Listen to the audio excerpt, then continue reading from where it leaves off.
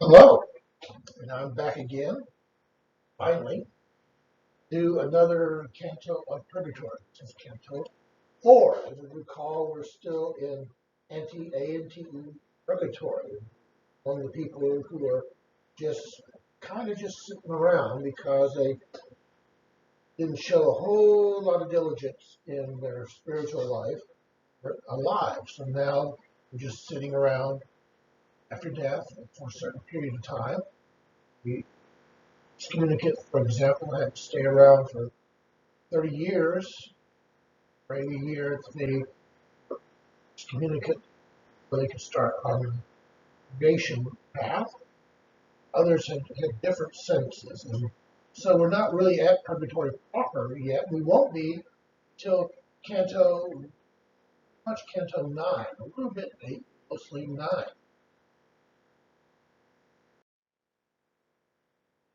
This little bit of commentary is from Columbia University, Dr. Bartolini. Says Purgatory 4 offers a long description, an alpine climb up the steep rock face of the mountain. The description itself is arduous and difficult. I like to think of it as the neurological equivalent of the arduous climb experienced by the pilgrim. In other words, what the pilgrim experiences on the mountain, the reader experiences at her or his desk. And sure enough, as we've already experienced, the first few cantos of Purgatory are going to be kind of slow moving, and that is intentional. He's trying to make a spiritual point of that. That's what we need to think about, is why are the people moving so slow? Why are we moving so slow through this part of purgatorial experience? So let's get started with Canto 4. When any sense of ours records intense pleasure or pain, then the whole soul is drawn by such impressions to that one sense. It seems to lose all other powers. Thus do I refute error that asserts that one soul on another burns in us. For this reason, when we see or hear whatever seizes strongly on the soul, time passes and we lose it unaware. For that which senses is one faculty, that which keeps the soul intact, another. First is that word bound, second free. This my own experience bears witness, for while I listened to that soul and marveled, the sun had climbed without my least awareness 54 degrees of its noon peak, when at one point along the way, that band cried out in chorus, "Here is what you seek." Well, what Dante is talking about here is, as we'll see in a moment, the next slide, basically there's a theory that human beings have 3 souls that operate. He says, no. Given the evidence, I used to be talking to Manfred, the guy from the last canto, the king of Sicily, and sort of the imperial aspirant. Just barely made it to purgatory, to heaven. He's saying, well, talk to him, I didn't really realize time had passed. And he's trying to make a theological point, something that really isn't all that important to us, I guess. Anyhow, here we go. This is some commentary from spiritual direction from Dante. We are in the area of purgatory. It's technically outside the gates of purgatory proper. We don't talk about that. It's a sort of anti-purgatory, a waiting area for the souls who are not yet ready to entree. These souls must spend their allotted time before the beginning of the process of their spiritual purification on the mountain. They have to wait here because they put off their spiritual responsibilities while on earth. Time and the proper use of it are key issues Dante raises here. He speaks to these souls who delayed living up to their spiritual responsibilities. He reflects how time can pass without our even seemingly to notice. It's interesting that Dante sees this tendency to let time pass us by not only as a matter of positive negligence or as an explicit rejection of spiritual goods, but as allowing ourselves to become absorbed in other lesser things. These souls fail to live according to true priorities. excommunicated were the most extreme sort of late repentant souls. They're not alone, as we shall see. There are many sorts of lesser things that distract us from our spiritual responsibilities. And I say, boy, is that not true in my case, and probably in yours too, that we just take other good stuff. It's not that these are bad stuff or even necessarily sinful, but just that they're not best. We should strive to work on best and not let the less best, if you will, keep us from our true priorities, our true work. And anyway, so that's the point. Dante expresses a shock about how much time passed and it's really fascinating and all that, but really wasn't what he was supposed to be doing. He's supposed to be going up Mount Purgatory, not talking ways of Manfred. Now, we'll go back to this business about souls. This is from Commentary of Hollander. The complex opening passage has its root in classical scholastic discussion of the nature of the human soul. Hence, it doesn't really get us all excited because we're a little bit removed in our modern times from some of that philosophical discussion, even though it's still kind of important. It's the roots of some of our modern philosophy, I would think. Commentators indicate passages known to Dante and Plato, Emmaus, putting forth a belief that there are three independent souls of man, a belief found also in slightly different form in the Manichees, and then repeated Averroes. Manichees, by the way, were the guys that believed in dualism, and St. Augustine was one of them for a while until he converted to faith. Aristotle, Albertus Magnus, that's, by the way, Albert the Great, my saint, namesake. Aquinas, Summa Theologica, Summa Contra Gentiles, and the commentary on the Amina. Following Aristotle and Aquinas, Dante believed that there was but a single soul in man, divided first into three faculties or powers. In this meaning, Dante uses synonymously the words virtue or potentia.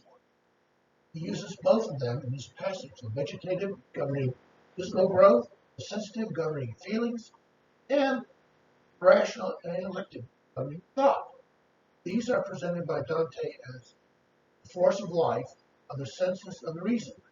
Considering what happened within him, so that absorbed by the words of Manfred for over 3 hours, 50 degrees in the sun setting, to so lose track of time, Dante uses the evidence of his senses to argue, as Aquinas had done before him, that the very fact that parts of the soul cease their function, one of them is fully enjoined, proves we have not a plurality of souls. These would simply continue to function at all times. That is, had Dante's rational soul function unimpaired, he would notice the passage of time even as he listened to Manfred. And I guess as a side note, but a little I've read of St. Thomas Aquinas seems to indicate that the idea that we have the highest form of soul, shall we say, we have rational facilities, but other beings have souls as well. And that means that animals have souls, and a rational soul, they have a soul nonetheless, animal soul. And so we go on. Canto. Often, when grapes hang full on the slope of the ledge, peasant, once forkful of his thorns, seals up a wilder opening in his hedge, the gap he found there in the wall of stone, up which that band of souls. My guide led and I followed. Too long. Go up to San Leo or down to Noli. Oh, go climb this Mount Toba. 2 legs suffice. If you're nothing, swift wings will answer wholly. The swift wings and feathers, I mean to say, of great desire, led onward by that guide, who was my hope and light along the way. Squeezed in between 2 walls that almost meet, we labor upward through the riven rock, climb that calls for both our hands and feet. Above the cliff's last rise, we reached in time an open slope. You go right up, that's what I'm asking. Or you still climb. You not one step to either side, but follow yet. Make way up the mountain. We meet someone and serve as a guide. So he's saying it's pretty darn steep. And I've been to a few Italian towns up north. Pretty hard all seem like right in the mountainside, I should say. Okay, recalling some particularly steep Italian towns that nonetheless can be climbed with one's feet. And this commentator, Belinda Bartolini, says, I've been to San Leo and can specify the main street appears almost vertical as one looks up on it. Sounds amazing. I believe it. Dante comments here on this mountain, the slope is so steep the feet are not enough. Here he needed the wings of desire. Lexicon of Commedia, Larry Desideri. In the verses, those verses, I'm not going to try to read it in Italian, Dante glosses all the flight imagery in the Commedia, retrospectively and prospectively. All flights are instances of great desire. Whether a great desire that goes astray, like a desire that propels Ulysses, his folle vola, or flight of folly, or the great desire that leads all right, like the desire that propels Dante, climb the steep face of purgatory. Saturation, the Commedia, with flight imagery, Lycian flight imagery, is due to the importance of desire as the impulse that governs all questing, all voyaging, all coming to me. Don't forget, once again, we got Ulysses as the bad example. Ulysses that we met in the Inferno, who tried to get to Purgatory, or ended up, not trying to get to Purgatory, ended up almost getting there, but he had the flight of folly, did he not? Beginning with Benevento de Bolia, there has been a small battle over reference here. Is it the geometry, line drawn, apex of a triangle, formed by bisecting the right angle of a quadrant of a circle? Or is it, as Benevento strongly believed, an astronomical instrument, quadrant, which is so called because it replicates precisely a quadrant of a circle? In either case, the angle of ascent is even greater than 45 degrees. All right, that's all very fine and everything. Keep saying that I would be entirely curious on this matter. Oh, now I tried to calculate exactly where is Mount Purgatory in the modern geographic sense. And I tried to put this on the map, and I couldn't do it.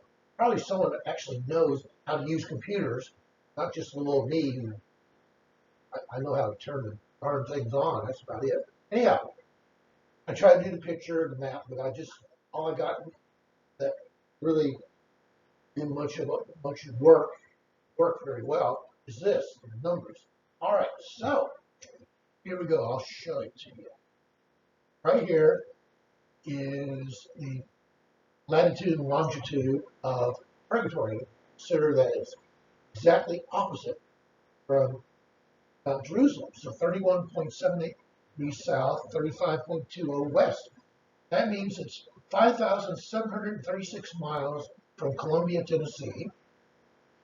Nearest place is of any sort is Rio de Janeiro, 792 miles to Rio, which, as you can imagine, means it's in the South Atlantic. And it's 5,986 miles to Florence. Now, you actually take this as kind of the opposite way. You can imagine it's a globe, so you're going one way, you go the other way.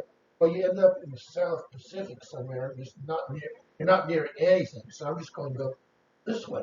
And all this reminds us, as I pointed out several times before, that the medieval people were not idiots. They knew the Earth was round. This is not a point of contention in any way whatsoever to the educated people of. This is a picture, I think it's Dore, of Dante and Virgil climbing this section of Purgatory in Canto 4. You can see, get the idea. It's kind of a really steep thing. You have to use your hands and feet, and you're just getting kind of tired doing it, really. So, now, we got some more commentary, this time from the spiritual direction of Dante. In the face of this uncertainty, what do we do? Retreating to familiar territory might Tempting. At least we would know where we were then. Perhaps we should stay put until we receive explicit instructions. That is very appealing to people who cannot bear make mistakes. That is what I learned as a Boy Scout. Not wonder if you do not have a clear sense of direction. But Virgil's advice, keeping with the lesson, this section of Purgatory is very different. Never treat single step. Never treat single step. Keep moving. Squander steps. Do what you can and trust that some sense of direction come your way. God will provide what you need. He will guide you. But you need to move. Here in the region, late repentant, we're reminded again that time is precious. God will provide the advice we need. We cannot wait until we receive the perfect advice or we repent. Ways steep and narrow, directions uncertain, goals beyond sight. Rather intimidating scenario, perseverance is necessary for spiritual life because often the goal of holiness is almost infinitely distant. We must learn to keep moving without an awareness of where we are in relation to the endpoint. The idea of progress on the road, progress as real, of which do not have a clear awareness, is a recurring theme here. Those who make it to spiritual life are those who keep on at it, even when it does not feel as though they're making noticeable progress. This brief respite may, at least intrinsically, bring to mind the mythical figure Ulysses. Here is Ulysses again, where he left the east behind him, always ventured forward. Dante now looks back to the east. The sun had risen. Eastern sky, locus of the sunrise, is a long tradition of Christianity of representing Jesus, the light of the world. All right, more on this sun stuff. Where Castor and Pollux is said, company of that bright mirror which sends forth its rays quickly up and down, then you would see the 12-toothed cogwheel of the zodiac turn the blaze still closer to the bears, lest it were to stray from its fixed track. We should understand why this is so. Imagine Zion, this mount so placed on earth, one above and one below, two have one horizon, which they lie in different spheres. Therefore, the path that Phaeton not to follow in the sky must necessarily, in passing here, on one side, pass there upon the other. There's no reasoning clear, right? Sure, we all got clear on that, huh? Well, we'll try to elucidate a little bit in a second. I then, master, how many truly vow I've never grasped so well that very point, which my wits were most astray just now. Mid-circle, the highest heaven, called equator, always lies between the sun and winter. If, for the reason given, lies as far north of this place at all times as the Hebrews, they held Jerusalem will want to see it for its warmer climate. Sure enough, we got some more astronomy. Dante likes astronomy, and I don't know about you, but sometimes it's daunting to get this down. And I'm giving you this section of Hollander. Read it for yourself if you'd like to. Just basically has a lot to do with astronomy. It also somewhat has to do with the astronomical system that was current in the Ptolemaic idea. Basically has to do, as it mentions right down here, about the zodiac. And see that this on the illustration here, which I'll leave to you to figure out if you want to. It's not really critical, I don't think, to really understand what he's trying to say here. It's just, I guess, interesting. But idea why the sun is one area is that the sun in Jerusalem and in different Purgatory, different directions, is that they cross the equator. And the sun goes through this elliptic, goes through these various signs of the zodiac. So we have 12 signs of the zodiac because it's the sort of path that the sun appears to go through the sky. So Anyhow, there's that. And once again, read this about Hollander. He's talking about the thought experiment that Dante is given by Virgil to figure this out. Again, we need to mention this guy, Phaeton. The reference to Phaeton, now making clear the reason for the inclusion of reference, possibility of sun not keep its ordained path, is part of Phaeton program in the poem. Now you may remember this guy was, I believe, the son of Apollo, and wanted to drive the chariot of the sun. Apollo drove daily. By golly, he finally gets to do it. He gets in and he drives it, and he's doing a really bad job. Matter of fact, so bad, looks like the sun's going to crash into Earth. So Zeus sends out a thunderbolt and kills him, and that's it for him. And damage, you can, by the myth, you can still see when you look at the Milky Way. That's the scar he put across the sky for doing all this. Okay, as Bromley points out, Phaeton's presumptuous and failed voyage is set against Dante's ordained and successful voyage to other world.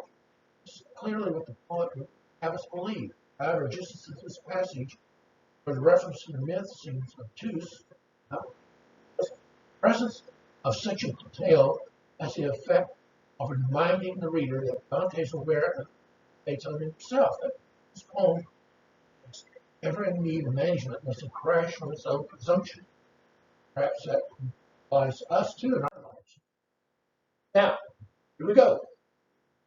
Onward into the canto. But if you please, I should be glad to know how far we get to climb, for the soars higher to heaven than I can be. Such is this mount. The soul begins the lower slopes. Most must labor, then less and less the more it reaches its goal. Thus, when we reach the point where the slope seems so smooth and gentle, the climb becomes as easy as to float a skiff downstream. Then will this road be run, not before. That journey's end will be found. I know this much for truth, say no. His words were hardly out when, from nearby, we heard a voice say, maybe that time you'll find your sit. Why? Turned together at the sound, and there, close to our left, we saw a massive boulder of which, till then, we had not been aware. This is from Dreyer, American conservative. Now, Dreyer wrote how Dante saved his life. This is his thoughts on this passage. This is how repentance works. Hardest steps are the first. As you advance in the spiritual life, it gets progressively easier. The entire commedia is suffused with the medieval concept of habitus. Practices that lead to develop a certain mindset, determined disposition, decide which one to live. Climb up this mountain is about acquiring a habitus of holiness. Reading this, I reflected on the nights I've gotten bedtime. Remember, I've spent so much time burrowing in my books all day, I forgot to make time to say my prayer. This Lent, I have to work harder to acquire the habit of prayer. Intentions. Never save soul. After the arduous climb, travelers come up on the souls of another group into purgatorial penitents. These are the lazy souls, and among them is Dante's old friend, over here is his zealous pupil and his teacher.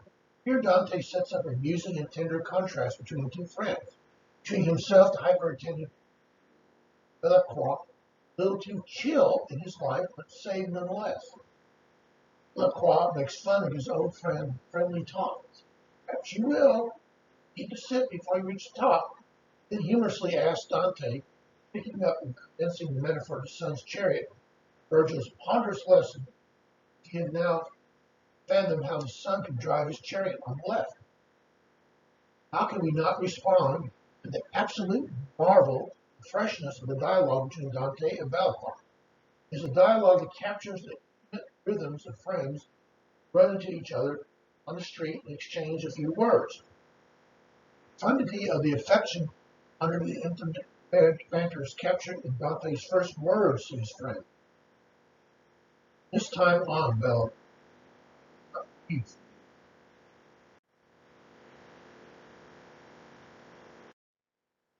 Voice that breaks into what by now most readers is a rather labored and even fussily academic discussion turned out to be Bellecourt. Named only at verse 123, he was a Florentine contemporary Dante, said by the old commentators to be a musical instrument maker. Modern research suggests his identification with one Osinio del Bonavia Bellecourt. Bellecourt was dead before March 1302, but still alive in 1299. In other words, like Casale, would seem to have been Dante's mind a recent arrival. His ironic and witty response to the conversation he has overheard immediately wins the reader's affection. The moment we feel drawn out of moralizing concerns, serious tone to forth. And here is the cartoon version.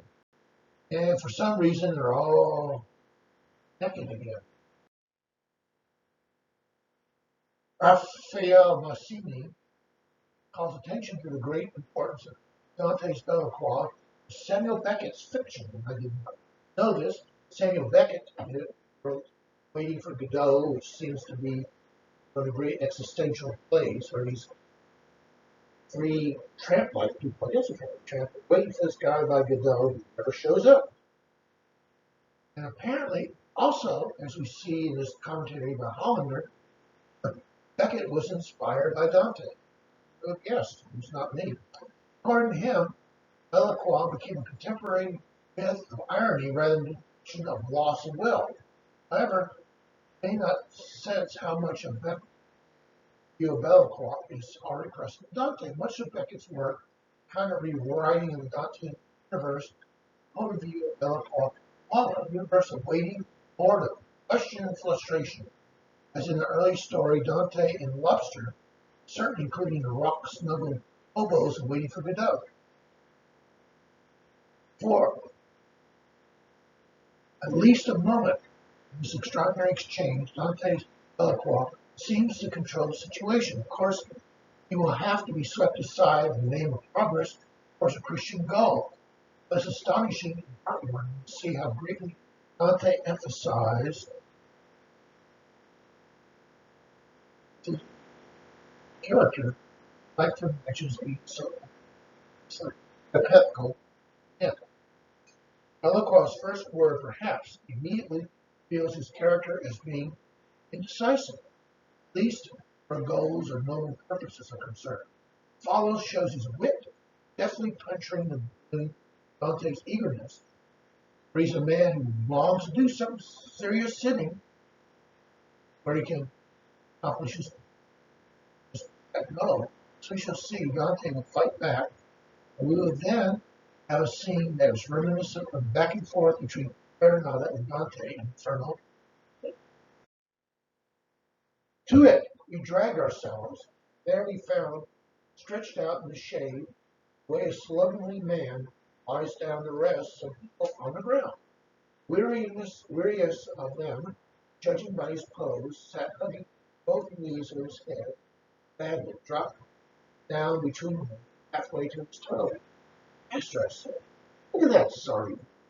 She's all that sloth herself, the sister who cannot be so far gone. He even turned his head on the slide, not to look at us. You climb it, you're such a flash, he said. Do then. All the agony that still burned in my lungs raced to my pulse, not preventing my going to him. He, raising his head just barely, I stood by, called, so you really know now why the sun steered left of the sky.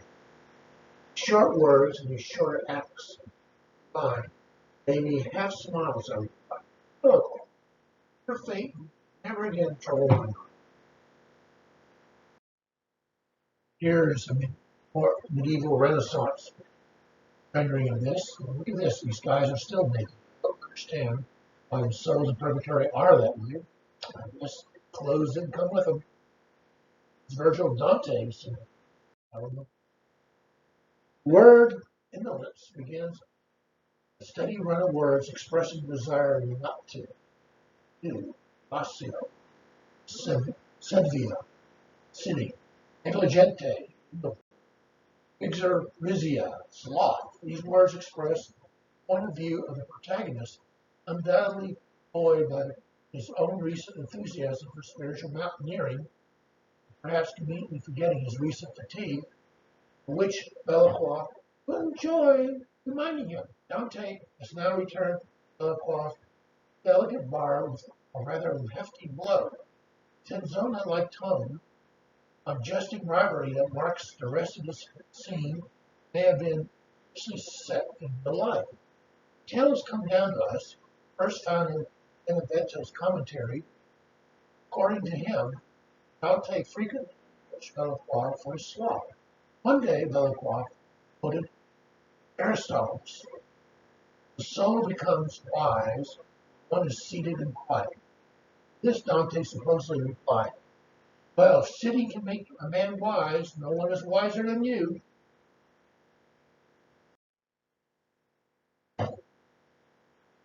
Praise be for that. Why do you remain crouched here?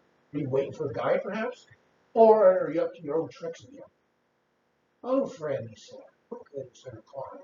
God's bird above the gate would never let me pass through to start my trials with my time." God's bird, of course, is an angel. It's guarding the gate into purgatory proper. I must wait here until the heavens will pass as many times as they passed me in my life, far delay the good size last. Prayer could help me. A heart God's love is filled with grace. I should offer it. All others is worthless, for it is not heard about. Now the poet already led the way to the slope above, saying, "Come now, the sun has touched the very peak of day, above the sea. Night already stands with one black foot on Morocco's sand." Here's Hollander. Even his way of describing his last prayer, which in his view saved his soul, evokes a sense of laziness. It's composed not of words, but of sighs. A lazy man's prayer, if ever there was one. Virgil has had enough of this, perhaps revealing in his stern tone his own sense of the injustice of salvation, the apparently undeserving Belacqua. You have to remember, Virgil is a very great Latin poet. He's a pagan, he's not saved, whereas this lazy buddy is. His urgent summons to recommence the journey upward, abruptly terminating Dante's conversation with Belacqua for its formal conclusion, ends Canto with a note of timeliness. The episode is disrupted. Belacqua saved. It's all the time in the world. Virgil, damned, is not. Life or grace does not always seem fair. It's now noon in Purgatory at 6 p.m. in Morocco, across the Strait of Gibraltar. Since Purgatory 2, verses 1 through 9, was gone, action on the mountain has consumed 6 hours. Just over 2.5 of them spent difficult ascent, eating with Dante. And here you see in this cartoon the depiction of Virgil. Virgil does look just a tiny bit ticked. The soul Dante criticizes understands these things better than Dante does, however. Rather than respond to Dante's barb about laziness, he challenges him. "Well, then, you go up if you're so brave and strong." The strength here is not merely a matter of willpower. Dante wants to go on and finds that he's having trouble catching his breath. Willing does not make it so. Moving up the mountain is not entirely under our control. Dante still does not understand the soul's failure to make progress. He says that Belacqua must be waiting for a guide. What other explanation can there be for the soul sitting there?